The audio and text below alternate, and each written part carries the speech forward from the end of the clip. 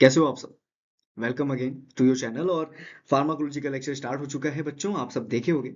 Pharmacology का session start है, playlist बन चुकी है, 3 वीडियोस यानी तीसरा वीडियो आज अपलोड होने वाला है। और आज का वीडियो होगा फार्माकोकाइनेटिक्स के पहले स्टेप यानी एब्जॉर्प्शन के ऊपर। आप सबको पता है कि यहाँ पे 4 चीजों को पढ़ना है: absorption, distribution, metabolism and excretion.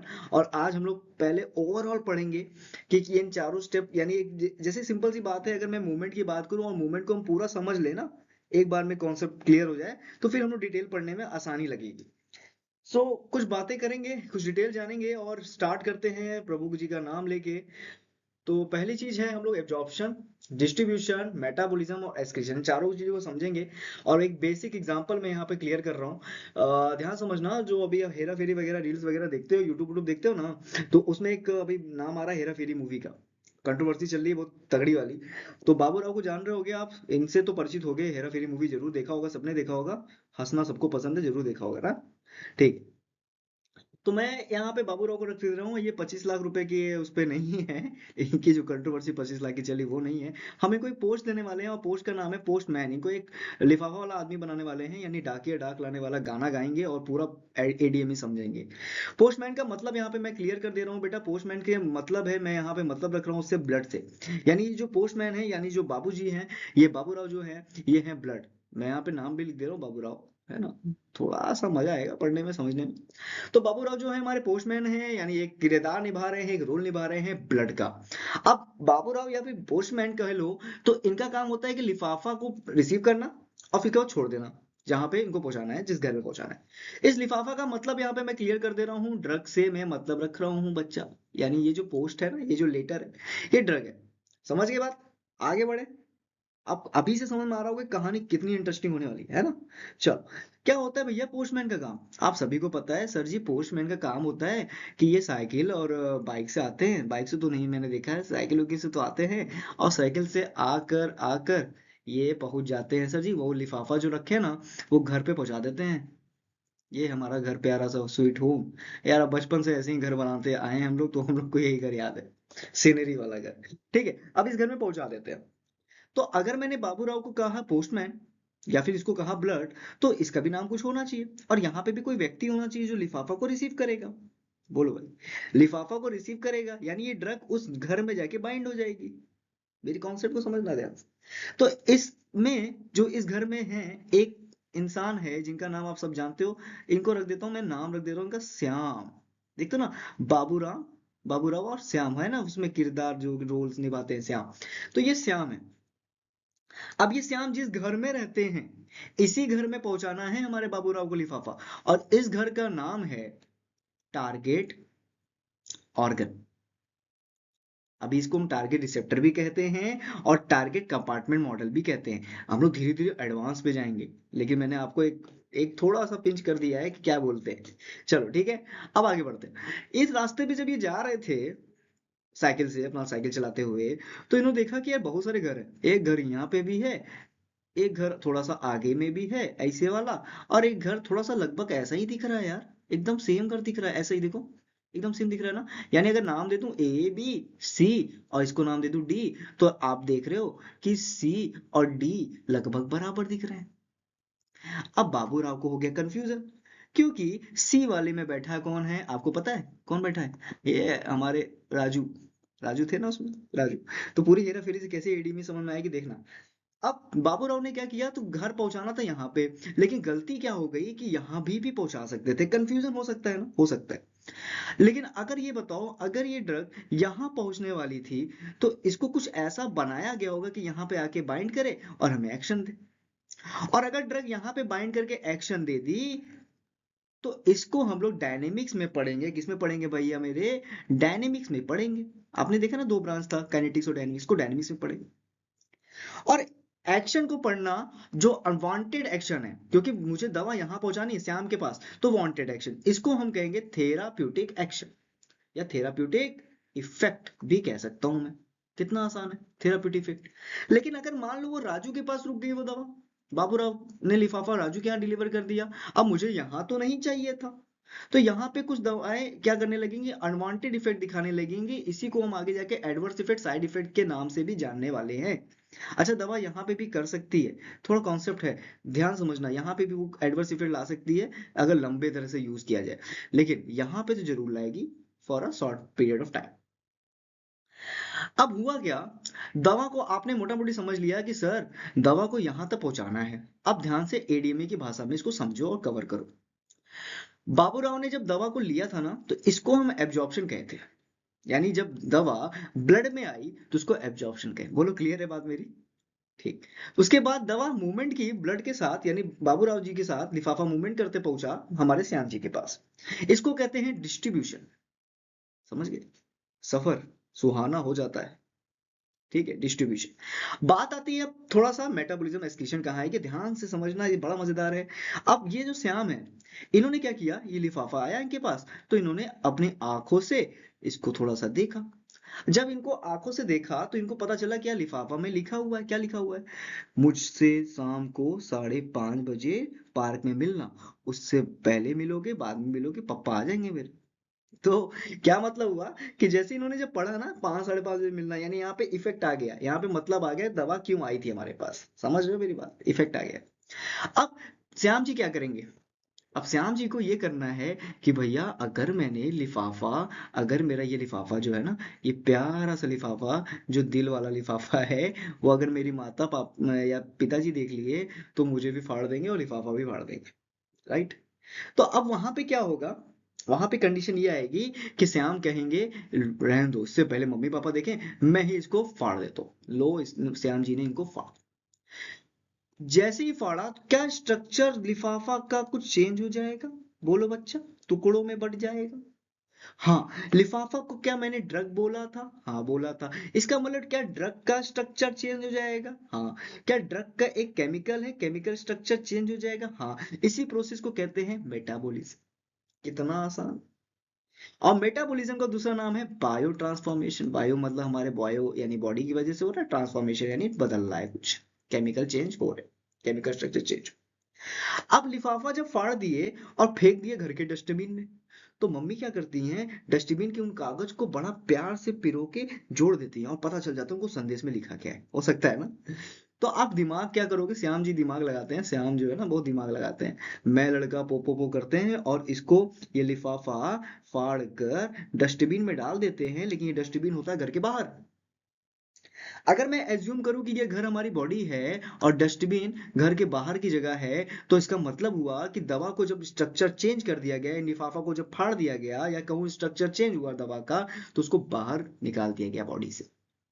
यही है प्रोसेस एक्सक्रीशन। आई होप कि तुम्हें ये पूरा प्रोसेस एक शॉर्ट तरीके से समझ में आया है। अब बस इसी की डिटेल वाइज हम लोग वीडियो देखने वाले हैं, तो आई होप बहुत मजा आने वाला है यार। ठीक है, चलो भाई, तो लाते हैं अपने टॉपिक को, एब्जॉर्प्शन वाले भैया को। एब्जॉर्प्शन क्या होता है? एब्जॉर्प्शन जो मैंने बताया वही वही बात है भैया। एब्जॉर्प्शन का डिफिनेशन हो गया कि सर्कुलेशन है, ब्लड में पहुंचना, ये हमारा मूवमेंट ऑफ द ड्रग जहां पे वो सर्कुलेशन में पहुंच जाए, इसी को डेफिनेशन कहेंगे यानी एब्जॉर्प्शन कहेंगे।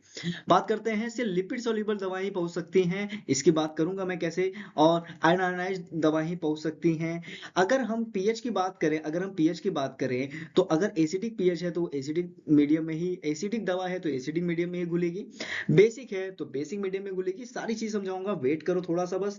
ठीक है, एग्जांपल देख लो, एस्प्रिन है, मॉर्फिन है। ठीक है।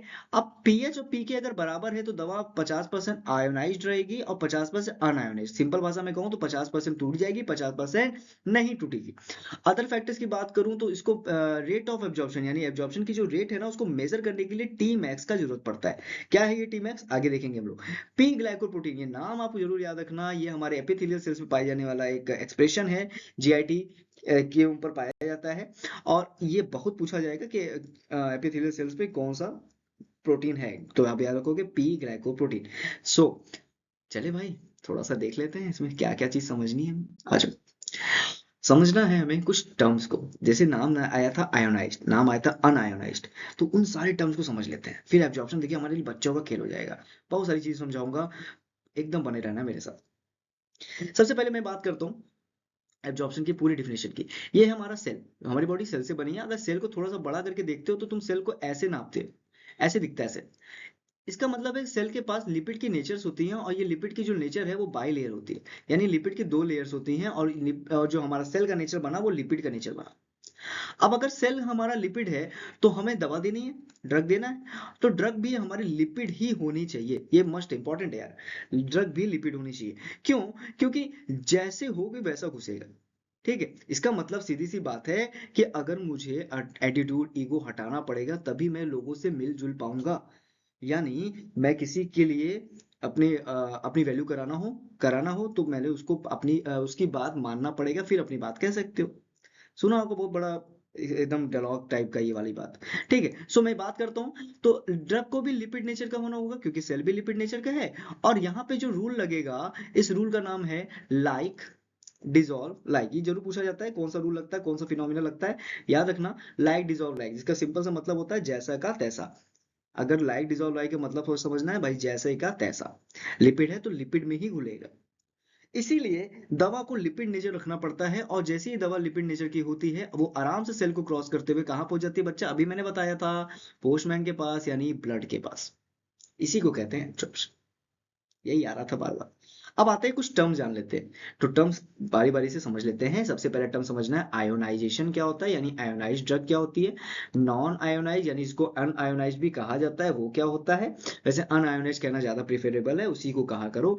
बाकी बात करते हैं हाइड्रोफिलिक किसे कहते हैं। ध्यान समझना बेटा, ये आगे जाके बहुत कंफ्यूज करता है।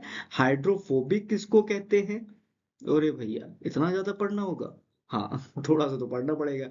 लाइपोफिलिक लाइपोफोबिक किसको कहते हैं? और लास्ट वाली चीज में बात कर लेता हूँ, पोलर और नॉन पोलर किसको कहते हैं। ठीक है, इतनी चीजें पढ़ाऊंगा बस कुछ ही देर में। और एक चीज और आपके लिए लेके आया हूँ, वो है पीएच क्या होता है, पीके क्या होता है किसी ड्रग का। सिंपल भाषा में बताऊंगा, आगे जाके डिटेल करेंगे। आयोनाइज का मतलब समझ लो, पहले ये समझ लो। हाइड्रोफिलिक का मतलब देखो मैं यहाँ पे क्लियर करता हूँ पहले। फिलिक का मतलब क्या होता है? फिलिक का मतलब होता है लव, यानी प्यार करने योग्य। और फोबिक का मतलब होता है नफरत, यानी हेट करने योग्य। ये क्लियर हो गया, अब जोड़ते जाओ।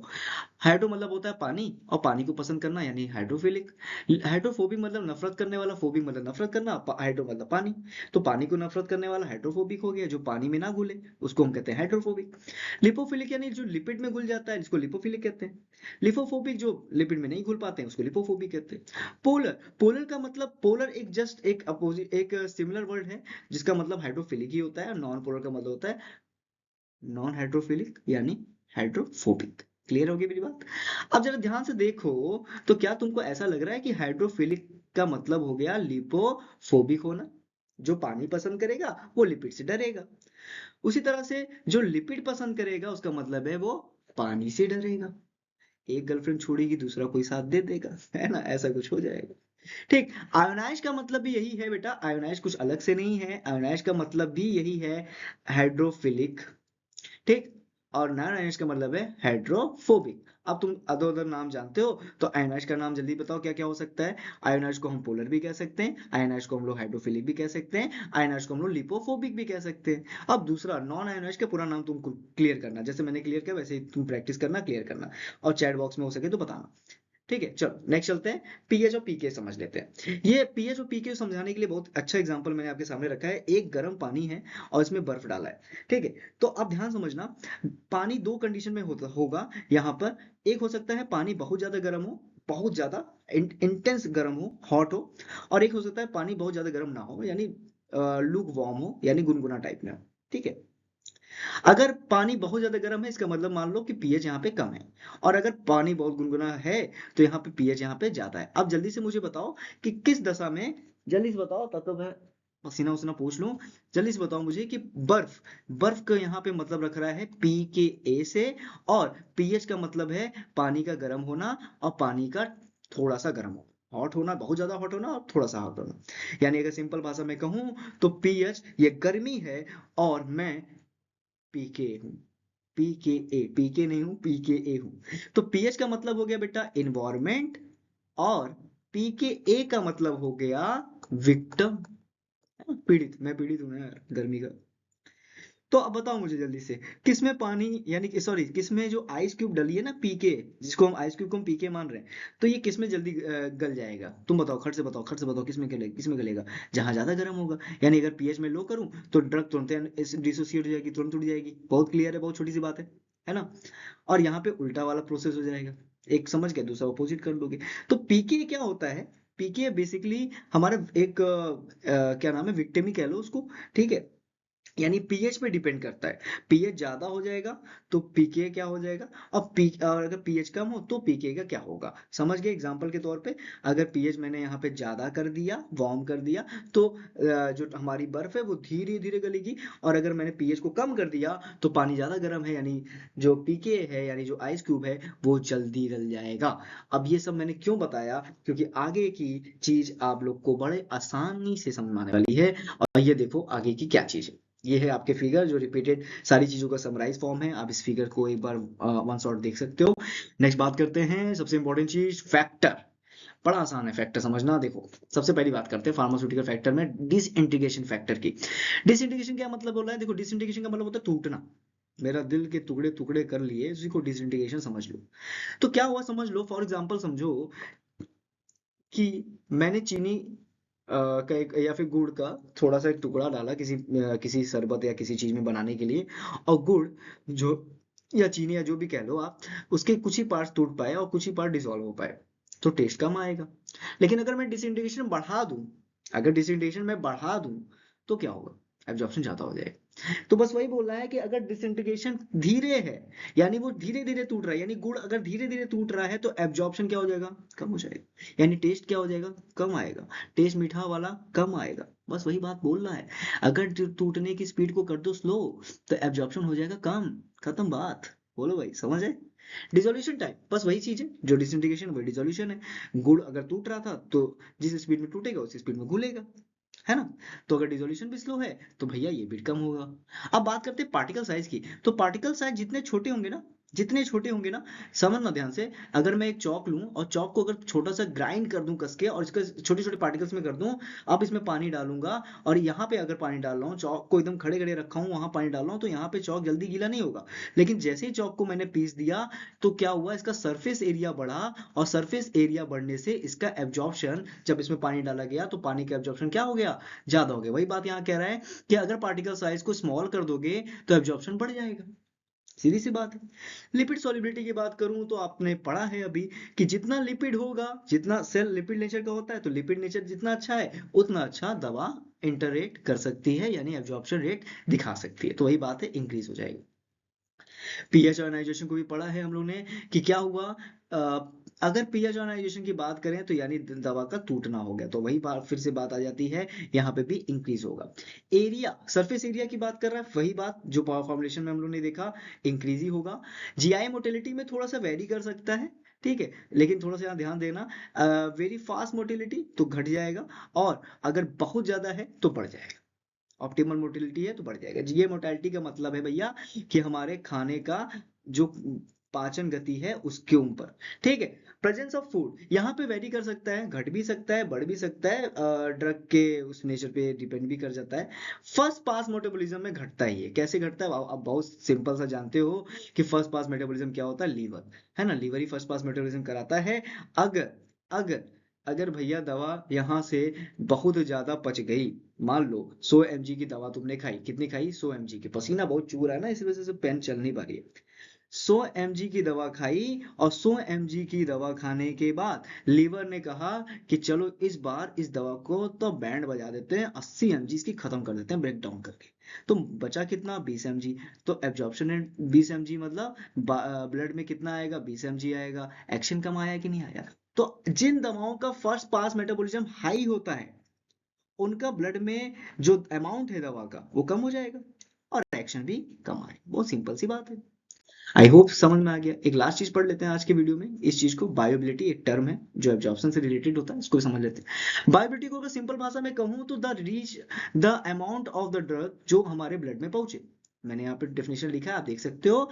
आईवी का 100% होता है, यानी आप समझो कि मैंने दवा कोई खाई और दवा जैसे ही खाई वो लीवर के पास गई और उसके बाद हमारे ब्लड में गई। अब अब हुआ क्या यहाँ से मैंने 500 mg दवा खाई और यहाँ पे वो 250 mg खत्म हो गई और 250 mg यहाँ पे ब्लड में पहुंची। तो बायोबिलिटी कितनी हुई? 250 mg। बस वही बोल रहा है, जितना अमाउंट पहुंचेगा ब्लड में उसी को उसका बायोबिलिटी है। राइट।